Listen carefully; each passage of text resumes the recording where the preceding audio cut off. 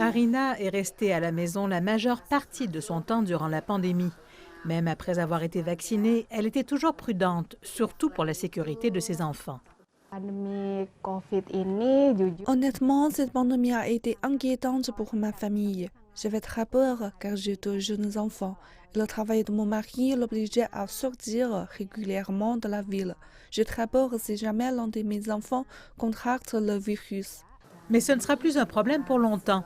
L'Indonésie a approuvé le vaccin Sinovac pour les enfants âgés de 6 à 11 ans. Arina dit que cette annonce la rassure car ce sera une couche de protection supplémentaire pour ses enfants. Je suis heureuse qu'ils incluent les enfants dans les programmes de vaccination car les enfants de plus de 6 ans interagissent déjà avec beaucoup de gens. En tant que parent, je me sentirai plus en sécurité en sachant qu'ils sont protégés. L'Indonésie est devenue l'épicentre de la COVID-19 en Asie au milieu de 2021. Les décès de nourrissons ont fortement augmenté pendant cette période, faisant ressortir d'autres problèmes.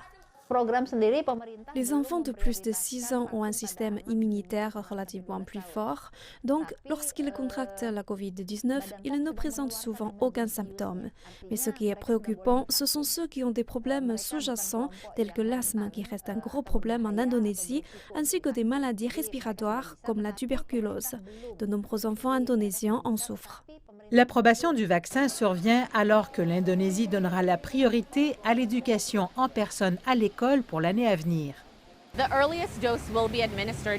La première dose sera administrée en janvier 2022, alors que le gouvernement attend l'arrivée d'autres vaccins. Jusqu'à présent, l'Indonésie n'a entièrement vacciné qu'environ 35% de sa population. Le président Joko Widodo espère que ce pourcentage augmentera de manière considérable en 2022. Selon les données, depuis que la première ronde de Sinovac a été administrée dans les écoles, les cas ont été relativement faibles. À l'avenir, l'objectif est de vacciner au moins 70% de la population d'ici à la mi-2022.